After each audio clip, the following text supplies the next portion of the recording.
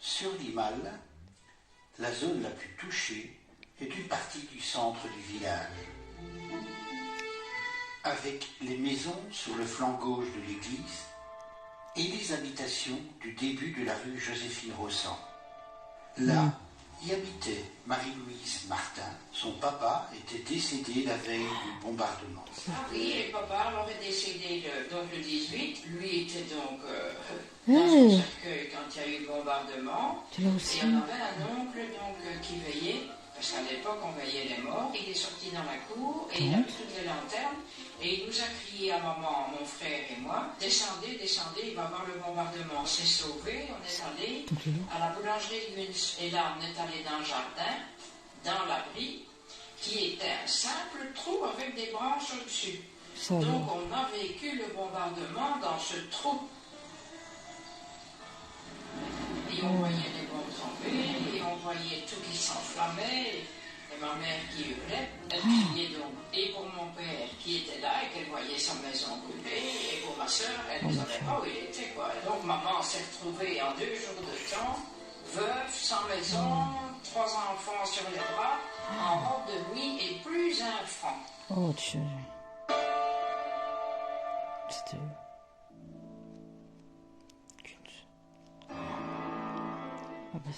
Au moment du déblayement, si elle est allée gratter dans les briques, qui étaient encore chaudes pour retrouver son mari.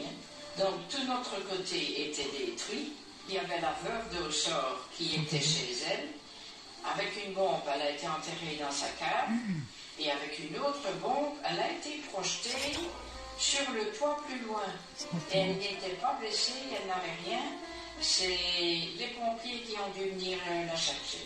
Et alors de l'autre côté, là c'était toute la rangée donc, qui était, et là il y avait des décédés.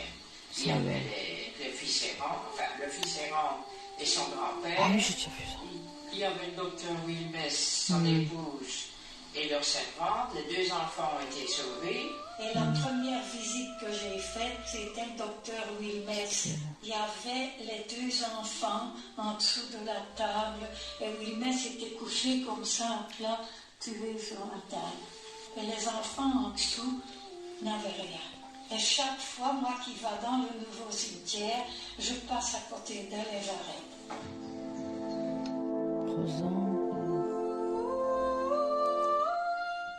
Je suis le petit-fils de Marie Ferrier et Philippe qui habitait sur la place Albert Ier et qui a donc subi le bombardement de 1944.